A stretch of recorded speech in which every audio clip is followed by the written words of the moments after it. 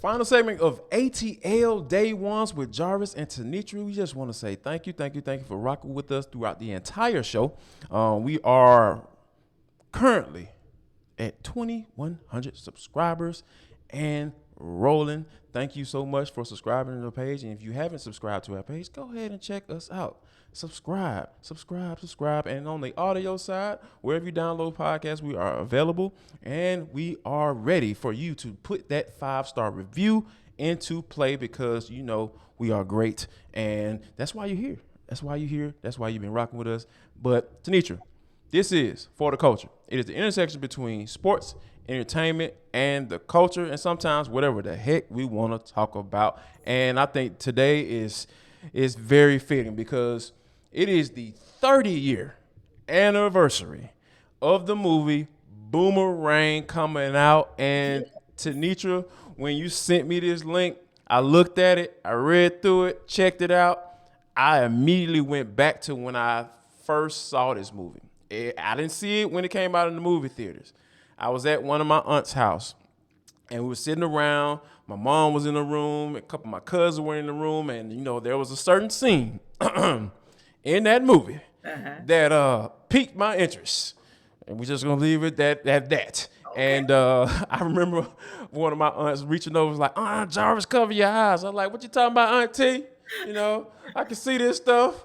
I'm old enough, but I don't know about you, but I think this was probably one of the more like really, really funny movie. And when you think about all of the names in that movie, how I don't even think they would be able to afford that movie if they bring it out today.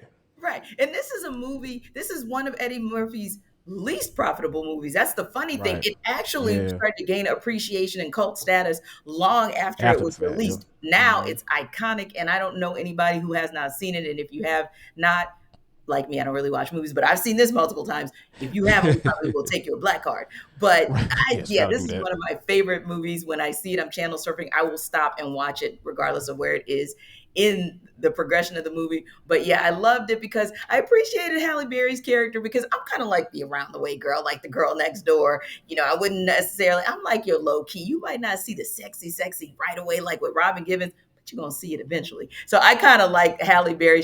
That character, Angela. I could always appreciate Angela, and then also the camaraderie between the characters that Eddie Murphy, David Allen Greer, and Martin Lawrence played. I can remember the rooftop where they come together, and Martin Lawrence's character is like, show me love," before they realize the house is burning down. So yeah, one of those amazing movies. And then from the rooter to the tutor, and coordinate. Just man, so many iconic moments in that movie. Now I'm just like, okay, that's going to be part of the binge watching I'll do during the upcoming holiday weekend. No doubt about it. And T, when you think about the other side of it, right? So there's another side to this for the culture. Funkdafied, the album came out in 1994, which makes it 28 years old.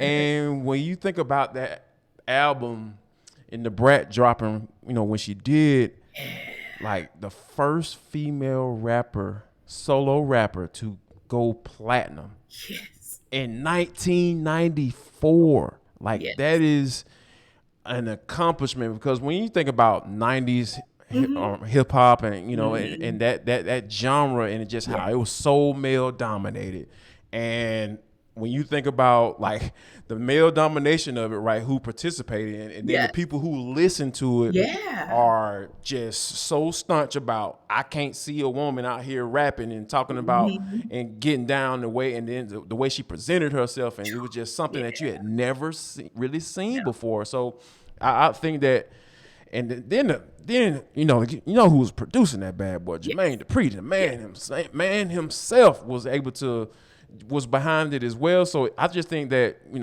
we definitely have to celebrate the Brat for what she did back then today, because that was something that had literally never been done before. Yeah, and we know that Brat tat tat tat is originally from the Chi. We get that, but she is an adopted Atlanta. Cutting her teeth in Atlanta, though. There you go. She is adopted and loved in this city, beloved in the city. Had an opportunity to meet her a couple years ago because low key, Brat can act. Brat can act. So she was in, oh my God, I'm drawing, having a brain freeze here, but it was Queen, the Queen Latifah movie, Set It Off, Set It Off. So Set it Set It off. Off Yeah. musical. And she absolutely stole the show playing that role and making that role come to life. So just shout out to her for paving the way so many years ago to redefine what a female MC looks like. And man, that album was, and will always be iconic. Just like we hope one of these good days, ATL Day Ones is going to be iconic for what we do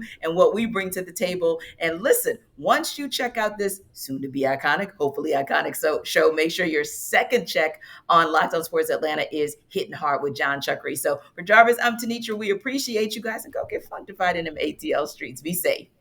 Y'all come back now, you hear?